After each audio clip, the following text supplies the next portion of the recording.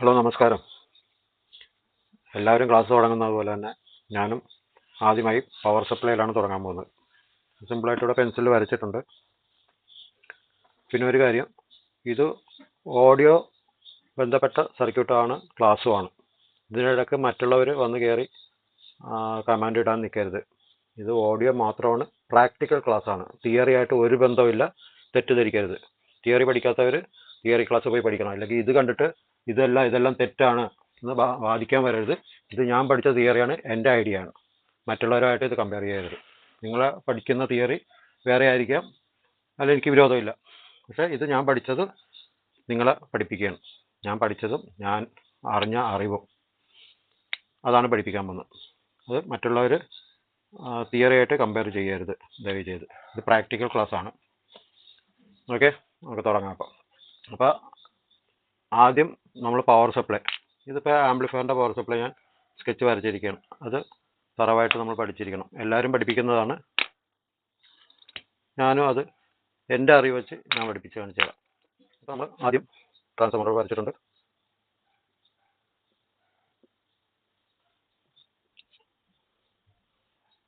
Transformer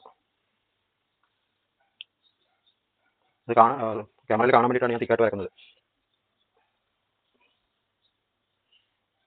sorry.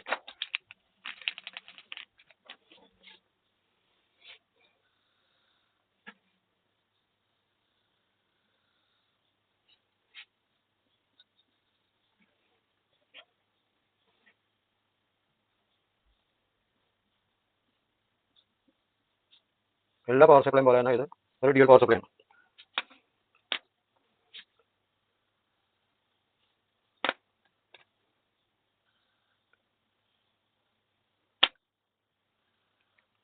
ഇത് positive, ഇത് negative, ഇത് ഗ്രൗണ്ട്, സെൻട്രൽ ടാപ്പ് ഗ്രൗണ്ട്. ഇത് എന്തിനാ കളറ് വരച്ചിരിക്കുന്നതെല്ലാം ആംപ്ലിഫയറായിട്ട് ബന്ധപ്പെട്ടാണ് ഈ കളറ് ചുമ്മാ വരച്ചിരിക്കുന്നത്. ഞാൻ പൊട്ടനാണെന്നൊന്നും പറയരുത്. ഈ കളറുമായിട്ട് ബന്ധമുണ്ട്. Blue, red. അത് പ്രാക്ടിക്കൽ ആയതുകൊണ്ടാണ് അങ്ങനെ വരക്കുന്നത്. മറ്റുള്ളവർ അങ്ങനെ വരക്കാറില്ല, ആരും വരക്കാറില്ല. ലോകത്ത് എവിടെ വേണമെങ്കിൽ പോയി നോക്കിക്കുക, ഇങ്ങനെയൊന്നും ആരും വരക്കില്ല. അപ്പോൾ അതെന്തിനാണ് ക്ലാസ് തുടങ്ങി കുറേ ആയി കഴിയുമ്പോൾ ആംപ്ലിഫയർ സർക്യൂട്ട് ഒക്കെ കാണിക്കുമ്പോൾ അതെന്തിനാണ് ഈ കളർന്ന് മനസ്സിലാവും. അപ്പോൾ ഇപ്പോൾ ഈ കളർ ഓർമ്മ മനസ്സിൽ വെച്ചേക്കണം. ഇതൊന്നും ബൈഹാർട്ട് പഠിക്കേണ്ടതല്ല, മനസ്സിൽ അത് കാണിച്ചത് ഇതിനായിരുന്നു എന്നുള്ള ആ ഓർമ്മ മാത്രം വെച്ചാൽ മതി കേട്ടോ. എല്ലാത്തിലും ഇങ്ങനെ വരണമെന്നൊന്നുമില്ല. അതാണ് ഞാൻ ബൈഹാർട്ട് പഠിക്കേണ്ട ആവശ്യമില്ലെന്ന് പറയുന്നത്. അപ്പോൾ അടുത്തത് കപ്പാസിറ്റർ. അപ്പോൾ ഇവിടുന്ന് ഇത് AC ആണല്ലോ. ഒന്നും അറിയാത്തവർ ഇത് നോക്കിയിട്ട് കാര്യമില്ല, ഒന്നും മനസ്സിലാവില്ല. തിയറി ക്ലാസ്സുകളും ഉണ്ടാവും, അത് കണ്ടിട്ട് വേണം ഇത് കാണാനായിട്ട്, ഇല്ലെങ്കിൽ ഒന്നും മനസ്സിലാവില്ല. ഓക്കെ, അപ്പോൾ ഇവിടുന്ന് നമ്മൾ ഡയോഡ് കഴിഞ്ഞ് വരുന്നത്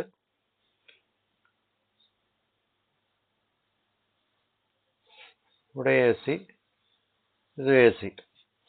ഇത് റിവേഴ്സ് ആയതുകൊണ്ട് തന്നെ ഇവിടെ ഇങ്ങനെ ആയിരിക്കും വരുന്നത് ഇതിൻ്റെ ഔട്ട്പുട്ട്.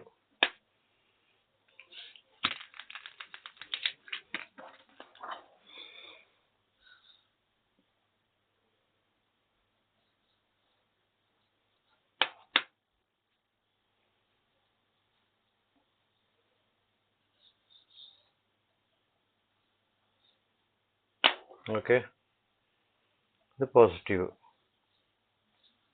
ഓക്കെ, ഇപ്പോൾ ഇതിൻ്റെ വോൾട്ട്, ഇത് നമുക്ക് 12 വോൾട്ട് ആയിട്ട് എടുക്കാം. ഇത് 230 AC, ഇത് 12 വോൾട്ട് AC.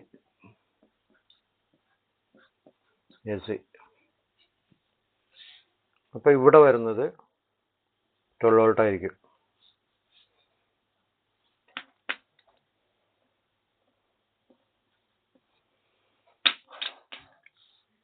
ഇവിടെ നമ്മൾ ചെക്ക് ചെയ്യാൻ നേരത്ത് 16 വോൾട്ട് കാണിക്കും. അതെങ്ങനെയാണ് വരുന്നത്?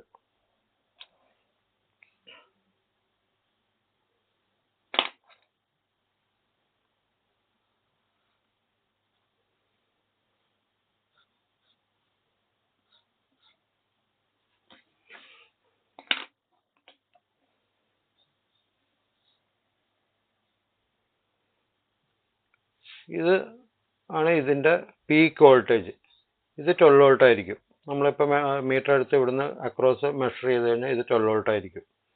അപ്പോൾ നമ്മൾ ഇവിടെ 16 വോൾട്ടാണല്ലോ DC ആക്കുമ്പോൾ വരുന്നത്. അതെങ്ങനെ 16 വോൾട്ട് ആകണത്? ഇതാണ് ഇതിൻ്റെ പീക്ക് വോൾട്ടേജ്. ഇവിടെ ഒരു ഗ്യാപ്പ് ഉണ്ടോ? ആ ഗ്യാപ്പ് അതാണ് ഇവിടെ വരുന്നത്. ഈ ഗ്യാപ്പ് ഇതാണ് നെഗറ്റീവായിട്ട് ഇവിടെ വരുന്നത്. ഇത് പോസിറ്റീവ്, ഇത് നെഗറ്റീവ്. ഈ പീക്കാണ് നമ്മൾ കപ്പാസിറ്റർ കൊടുക്കാൻ നേരത്ത് നമുക്ക് വരുന്ന 16 വോൾട്ട്. 12 വോൾട്ട് DC ആകുമ്പോൾ അത് 16 വോൾട്ട് വരുന്നതിൻ്റെ കാര്യം അതാണ്.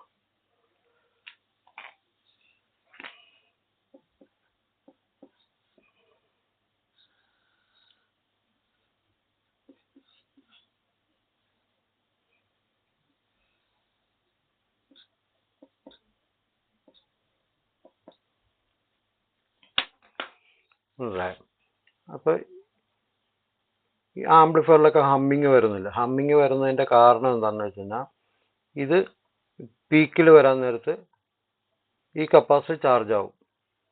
ഇത് ഡിസ്ചാർജ് ആവുന്നതാണ് ഈ ഗ്യാപ്പ്. ഈ ഗ്യാപ്പിൽ ഇത് ഡിസ്ചാർജ് ആകുമ്പോൾ ഈ ഒരു ഗ്യാപ്പ് ഉണ്ടാവും. ആ ഗ്യാപ്പ് ഫില്ല് ചെയ്യാൻ വേണ്ടിയിട്ടാണ് ഈ കപ്പാസിറ്റർ വെച്ചിരിക്കുന്നത്.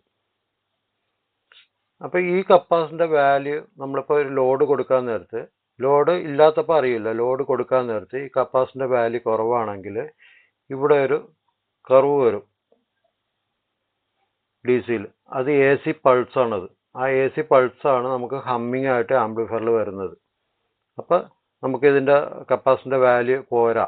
ആ സമയത്താണ് നമുക്ക് കപ്പാസിറ്ററിൻ്റെ വാല്യൂ കൂടുതലായിട്ട് നമ്മൾ കൊടുക്കേണ്ടി വരുന്നത്. അപ്പോൾ ഇപ്പോൾ ഒരു 4700 നമ്മൾ കൊടുത്തിരിക്കുന്നത്. അപ്പോൾ നമുക്ക് ഹമ്മിങ് ഉണ്ട്. അപ്പോൾ നമ്മൾ അതിന് കാരണം ഇവിടെ കർവ് വരുന്നതുകൊണ്ടാണ്.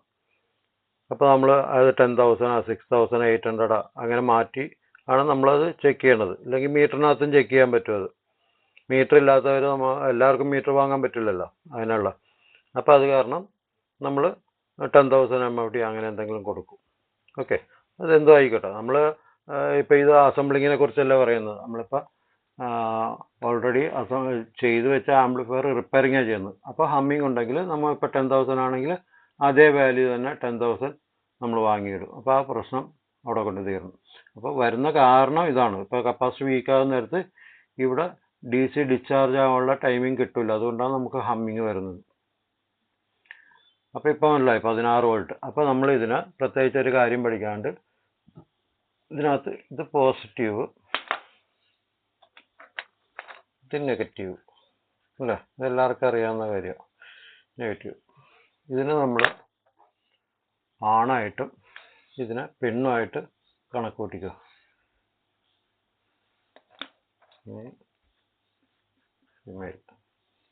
അപ്പോൾ ഇതെന്തിനാണ് നെഗറ്റീവ് പെണ്ണിനെ വെച്ചിരിക്കുന്നത് അങ്ങനെ ചോദിക്കരുത് ആരും. ഇത് ഉദാഹരണം പെട്ടെന്ന് പഠിക്കാനും വേണ്ടിയിട്ട് ഞാൻ തന്നെ കണ്ടുപിടിച്ചതാണ്. ഇതൊന്നും ലോകത്താരും പറയുന്നില്ല, ഒരു ഇതിലുമില്ല. ഇത് ഞാൻ തന്നെ ആളുകളെ പറഞ്ഞ് മനസ്സിലാക്കാൻ വേണ്ടിയിട്ട് ഞാൻ തന്നെ കണ്ടുപിടിച്ച കാര്യങ്ങളാണ്. അത് കാരണം ആരും തെറ്റിദ്ധരിക്കരുത്, പെണ്ണും ആണെന്ന് പറഞ്ഞ് തെറ്റിദ്ധരിക്കരുത്. അപ്പോൾ പഠിക്കാൻ എളുപ്പമാണ്. ഇപ്പോൾ നമ്മൾ സർക്യൂട്ടിലേക്ക് വരുമ്പോൾ ഇത് പറയുമ്പോൾ, സർക്യൂട്ട് മാത്രമല്ല പല കാര്യങ്ങളിലും ഇത് ഞാൻ പറയുമ്പോൾ അത് ഇത് ആദ്യം മുതൽ കണ്ടു കഴിഞ്ഞാൽ നിങ്ങൾക്ക് അത് മനസ്സിലാവുള്ളൂ. അതിന് വേണ്ടിയിട്ടാണ്, പെട്ടെന്ന് മനസ്സിലാവും. അതിന് വേണ്ടിയിട്ടാണ് ഇത് പറയണത്. അപ്പോൾ പോസിറ്റീവിനെ നമ്മൾ മെയിലായിട്ടും നെഗറ്റീവിനെ ഫീമെയിലായിട്ട് നമ്മൾ കരുതിക്കോ, അത്രയേ ഉള്ളൂ. അപ്പോൾ നമ്മളിത് ഒരു അനലോഗ് മീറ്റർ ആണെങ്കിൽ നമ്മൾ ചെക്ക് ചെയ്യാൻ നേരത്ത് ഇത് നെഗറ്റീവും ഇത് പോസിറ്റീവും അല്ലേ? നെഗറ്റീവ് ചെക്ക് ചെയ്യാൻ നേരത്ത് ഒരിക്കലും അനലോഗ് മീറ്ററിൽ ഇങ്ങനെ വെക്കരുത്, മീറ്റർ പോവും. ഇങ്ങനെയാണ് വെക്കേണ്ടത്. ഇത് പോസിറ്റീവാണ്, ഇത് നെഗറ്റീവാണ്. ഇത് പോസിറ്റീവ് നെഗറ്റീവ് ഉണ്ട്. കപ്പാസിറ്റർ നോക്കിയാൽ അറിയാം, ഇത് പോസിറ്റീവ് ഇത് നെഗറ്റീവ്. അപ്പോൾ അനലോഗ് മീറ്ററിൽ ഇങ്ങനെ വേണം ചെക്ക് ചെയ്യാനായിട്ട്. ഇങ്ങനെ ചെക്ക് ചെയ്യരുത്. നമ്മളിവിടെ പോസിറ്റീവ് ഇങ്ങനെ ചെക്ക് ചെയ്യരുത്, മീറ്റർ റിവേഴ്സ് വരും. ഇങ്ങനെയാണ് ചെക്ക് ചെയ്യേണ്ടത്. ഇത് ഡിജിറ്റൽ മീറ്റർ ആണെങ്കിൽ നമുക്ക് അതാണ് ഞാൻ പറഞ്ഞ രണ്ട് മീറ്ററും വേണം. നമ്മൾ ആംപ്ലിഫയർ നമ്മൾ റിപ്പയർ ചെയ്യാൻ നേരത്ത് നമുക്ക് എപ്പോഴും ആവശ്യം ഡിജിറ്റൽ മീറ്ററാണ്. അപ്പോൾ കൊണ്ട് അനലോഗ് മീറ്റർ വെച്ച് ചെക്ക് ചെയ്ത് അനലോഗ് മീറ്റർ ചെക്ക് ചെയ്യുമ്പോൾ നമുക്ക് എന്താ പ്രശ്നം എന്ന് വെച്ച് കഴിഞ്ഞാൽ ചില പണ്ടത്തെ മീറ്ററൊക്കെ നല്ല മീറ്ററിനൊക്കെ സ്വിച്ച് ഉണ്ടാവും. എൻ്റെ ഒരു മീറ്റർ ഉണ്ട് ചീത്തായി പോയത്. അത് സ്വിച്ച് ഉണ്ട്, നമുക്ക് പോളാരിറ്റി ചേഞ്ച് ചെയ്യാം. അതൊക്കെ നമുക്ക് ഈസിയാണ് ചെക്ക് ചെയ്യാനായിട്ട്. അപ്പോൾ ഇതാണെങ്കിൽ നമ്മൾ ചെക്ക് ചെയ്യാനായിട്ട് എടുത്ത് റിവേഴ്സ് കുത്തണം, നെഗറ്റീവ് നോക്കാനായിട്ട്. റിവേഴ്സ് വെച്ചിട്ട് വേണം നമ്മൾ നോക്കാൻ, അല്ലെങ്കിൽ പ്രോബ് തിരിച്ച് നോക്കണം. അങ്ങനത്തെ പ്രശ്നങ്ങളൊക്കെ ഉണ്ട്. പ്രോബ് ഇപ്പോൾ ഗ്രൗണ്ടിലൂടെ വെച്ചിരിക്കുകയാണ് നമ്മൾ, അപ്പോൾ അതെടുക്കാൻ ബുദ്ധിമുട്ടാണെങ്കിൽ നമ്മൾ ഇത് മാറ്റി കുത്തണം. അപ്പോൾ അങ്ങനത്തെ പ്രശ്നങ്ങളൊക്കെ വരും. അത് കാരണം ആംപ്ലിഫയർ ചെക്ക് ചെയ്യാൻ നേരത്ത് ഒരിക്കലും അനലോഗ് മീറ്റർ എടുക്കരുത്. നമുക്ക് അതിന് ഡിജിറ്റൽ മീറ്ററാണ് വേണ്ടത്. ഡിജിറ്റൽ മീറ്റർ ആണെങ്കിൽ അറിയാമല്ലോ എല്ലാവർക്കും, പ്ലസും മൈനസും എഴുതി കാണിക്കും അതിനകത്ത്, അല്ലേ? പ്ലസും മൈനസും എഴുതി കാണിക്കുന്നതുകൊണ്ട് നമുക്ക് ഈസിയാണ്. പ്രോബ് തിരിക്കുക ഒന്നും വേണ്ട. അതിനകത്ത് നെഗറ്റീവ് ആണെങ്കിൽ നെഗറ്റീവ് കാണിക്കും, പോസിറ്റീവ് ആണെങ്കിൽ ഒന്നും കാണിക്കില്ല, പോസിറ്റീവ് ആണെങ്കിൽ നമ്പേഴ്സ് മാത്രമേ കാണിക്കുള്ളൂ. അപ്പോൾ ഡിജിറ്റൽ മീറ്റർ ആണെങ്കിൽ നമുക്ക് ഇങ്ങനെയും ചെക്ക് ചെയ്യാം ഒരു പ്രോബിൽ തന്നെ. അപ്പോൾ നമ്മളിത് ആംപ്ലിഫയർ ആണെങ്കിൽ ആംപ്ലിഫയറിൻ്റെ ഗ്രൗണ്ടിൽ നെഗറ്റീവ് നമുക്ക് എവിടെയെങ്കിലും ഫിക്സ് ചെയ്ത് വെക്കാം. ഫിക്സ് ചെയ്ത് വെച്ച് കഴിഞ്ഞാൽ നമുക്ക് രണ്ടും ചെക്ക് ചെയ്യാം. മറ്റേതാണെങ്കിൽ തലയിരിച്ച് നമ്മൾ ചെക്ക് ചെയ്യേണ്ടി വരും, അത്രയേ ഉള്ളൂ. അപ്പോൾ ഇത് മനസ്സിലായോ? ഇത് പോസിറ്റീവ് മെയിലായിട്ടും നെഗറ്റീവ് ഫീമെയിലായിട്ട് നമ്മൾ കണക്ക് കൂട്ടുക ഗ്രൗണ്ട്. അത്രയേ ഉള്ളൂ ഇന്നത്തെ ക്ലാസ്. അപ്പോൾ അടുത്തത് ഒരു പവർ സപ്ലൈ തന്നെയാണ്. അടുത്ത ദിവസം അടുത്ത പവർ സപ്ലൈ ആയിട്ട് വീണ്ടും കാണാം. ജയ് ഹിന്ദ്.